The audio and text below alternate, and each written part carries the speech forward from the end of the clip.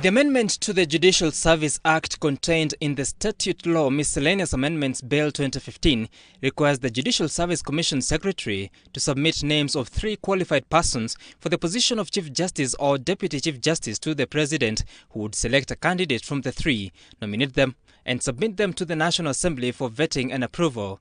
If the National Assembly is dissatisfied with such a candidate, the President would submit a candidate from the remaining list until accepted, and if all 3 are rejected, the Commission will have to undertake a fresh selection.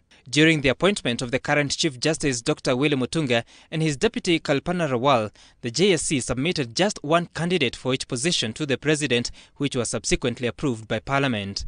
Senior Counsel Ahmed Nasir Abdullahi has on Twitter accused the government of backtracking on the independence of the judiciary, saying the changes are unconstitutional, a position shared by Senior Counsel Paul Moite.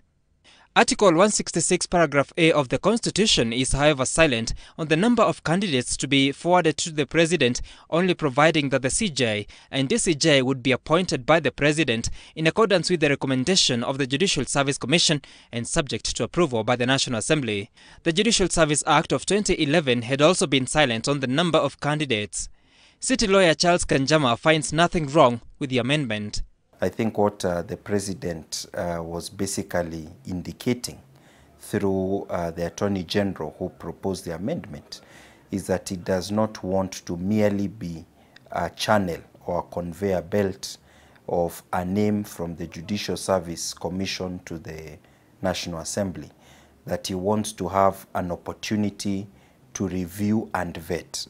He says the appointment of Mutunga and his then deputy Nancy Baraza could have been limited to just 1 name due to the then prevailing coalition government politics. Personally, had expected that the Judicial Service Commission was going to give a choice to the presidency. I know they made the decision at the time to only give 1 name.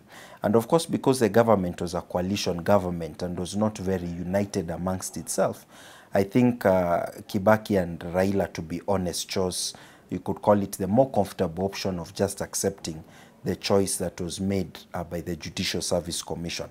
Constitutional lawyer Bob Mkangi, who served in the committee of experts that delivered the current constitution, however, finds the changes a blatant abuse of the constitution. He says, quote, "The Judicial Service Commission was restructured to remove interference from the executive.